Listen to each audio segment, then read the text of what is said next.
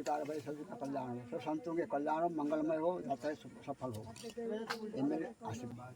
बहुत ही अमृत रस बरसाने वाले हैं। खेती करने के लिए भी धान जैसे बीज भी यह सरोवर देता था।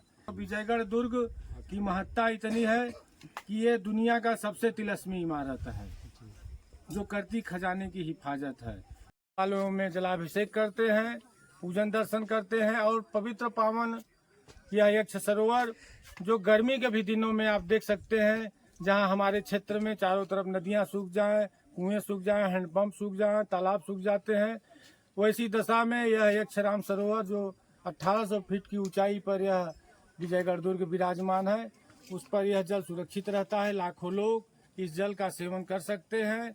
आज यहाँ विजयगढ़ दुर्ग जो सूर्यास्त का सीन है, ये विज्ञान भी है।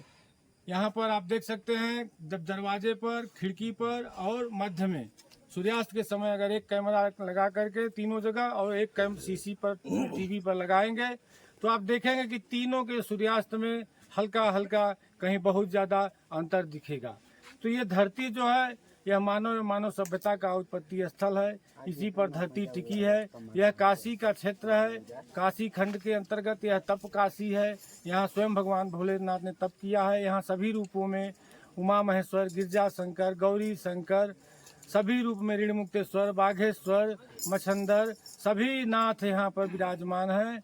और जितने भी आप शिवलिंग आप जो पढ़ेंगे, जो शिव पुराण में पढ़ेंगे, लगभग आपके शिवलिंग आपके गुप्त काशी में आज भी विराजमान है था। लेकिन धीरे धीरे इसको खंडहर में तब्दील किया जा रहा है। यहाँ की समस्या यह है कि आज़ादी के बाद इस दुर्ग को न तो भारत सरकार अपने लिया और न ही तो यहाँ राजा को सौंपा, पूरा तत्व विभाग को सौंप दिया गया। और उसके बीच में फिर यहाँ मजार बना दी गई, फिर यहाँ मुर्गी मुर्गा काटे जाने लगे, जिससे यहाँ की महत्ता कम हो गई। यह जो यक्षराम सरोवर है, आज से 45 साल पहले यहाँ पर पात्र मिलते थे। जैसे अभी हम लोग आए हैं, यात्रा में चल रहे हैं, हम लोगों के पास कुछ भी नहीं है, तो हम यहाँ पर प्रार्थना करके मांगते थे कि हमको पात्र दे दीजिए, अनाज दे दीजिए, तो पात्र अनाज तक मिलता था। यही नहीं, खेती करने के लिए भी धान जैसे बीज भी यह सरोवर देता था। इस सरोवर की गहराई लोग नापते रह गए।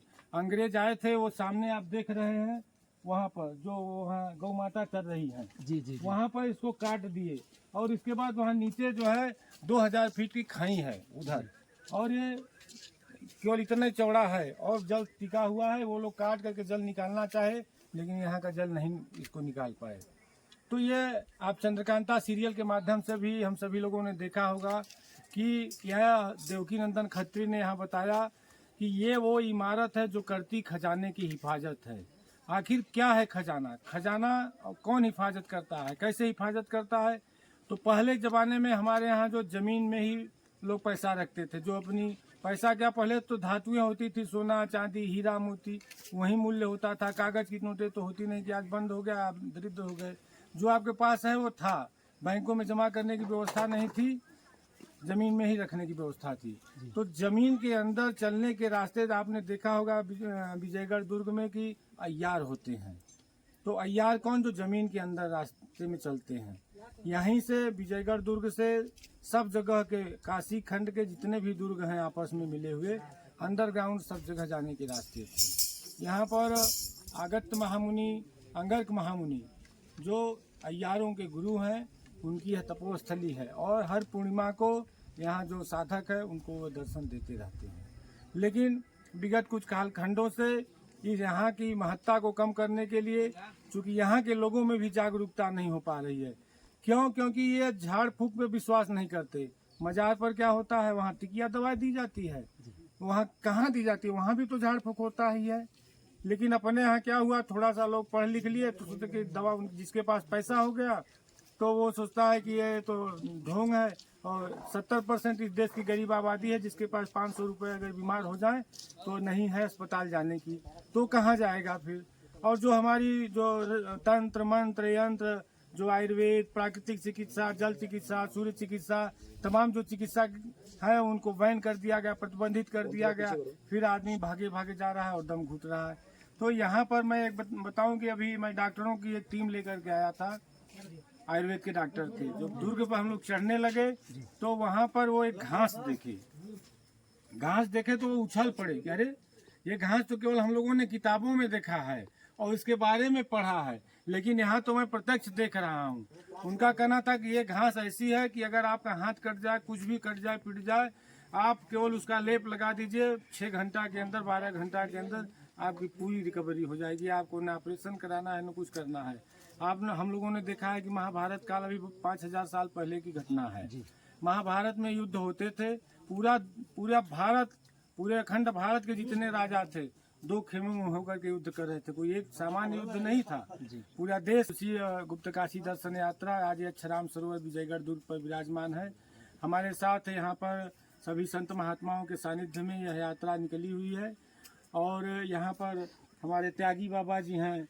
आप जो यहाँ पर बहुत दिनों तक यहाँ रह करके अकेले, मतलब हमारे समाज में यहाँ पर इतनी निष्क्रियता हुई। यहाँ पर आदिवासी समाज चारों तरफ से है, आगे मैदानी इलाका है, लेकिन जहर बोया गया, हर जातियों में जहर बोया गया आकर के कि आप मट्ठा लेते थे। आज भी अन्न नहीं ले रहे हैं, मट्ठा लेकर के ही रहते हैं और त्याग करते हैं। लेकिन कुछ कारणों के वजह से कि आप भी यहाँ पर हमेशा समय इधर नहीं दे पा रहे हैं। अभी हमारे शरणानंद जी महाराज हैं, ये यहाँ पर रहते हैं। ये भी पूरा अभी यहाँ व्यवस्थित व्यवस्था नहीं हो पा रही है, इसलिए इसको भी जागरूक करना है। और विजयगढ़ दुर्ग की महत्ता इतनी है कि ये दुनिया का सबसे तिलस्मी इमारत है जो करती खजाने की हिफाजत है। हम सभी ने, पूरी दुनिया ने इस स्टोरी को देखा है। आज हम सब यहाँ पर प्रत्यक्ष हैं। विजयगढ़ दुर्ग पर अनवरत 20 वर्षों से रहते हुए अकेले इस वीरान जगह पर अकेले रहते हुए तपस्या किया और इस स्थल को, धरोहर को सुरक्षित रखने में अपनी अहम भूमिका निभाई।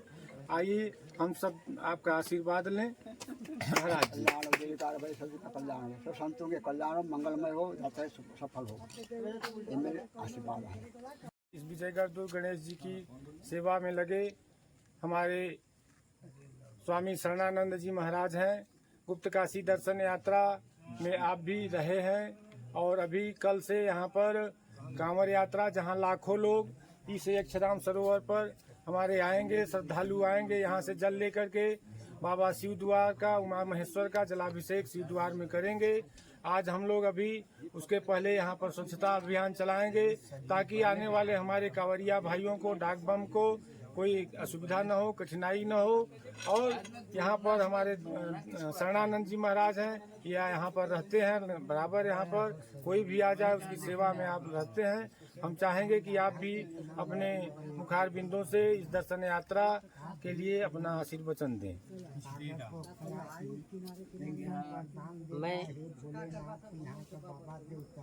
रवि प्रकाश चौबे जी, गुप्त काशी सेवा ट्रस्ट के अध्यक्ष को मैं हृदय से आस्था करते हुए निवेदन करता हूं कि आप जो 10 वर्ष पहले से कार्य कर रहे हैं वह बहुत ही अमृत रस बरसाने वाले हैं। जो कि आप धर्म का प्रचार कर रहे हैं वह दुनिया में विख्यात हमेशा कायम रहेगा। मैं आपको दिल से, हृदय से हमेशा बार बार कितना भी आशीर्वाद दें पर भी कम है, क्योंकि ऐसा गुप्त काशी का कोई स्थान नहीं जो कि हर स्थान पर आपका पैर न पड़ता हो। और हर संतों के साथ में एक धर्म का प्रचार कर रहे हैं, वह बहुत महत्वपूर्ण कार्य कर रहे हैं। इसलिए आपको मैं बार बार हृदय से पुकारते हुए, मैं आस्था को जगाते हुए सेवा में जो समर्पण है, मैं बार बार आशीर्वाद देता रहूंगा। पर आपका धर्म कभी टूट न पावे।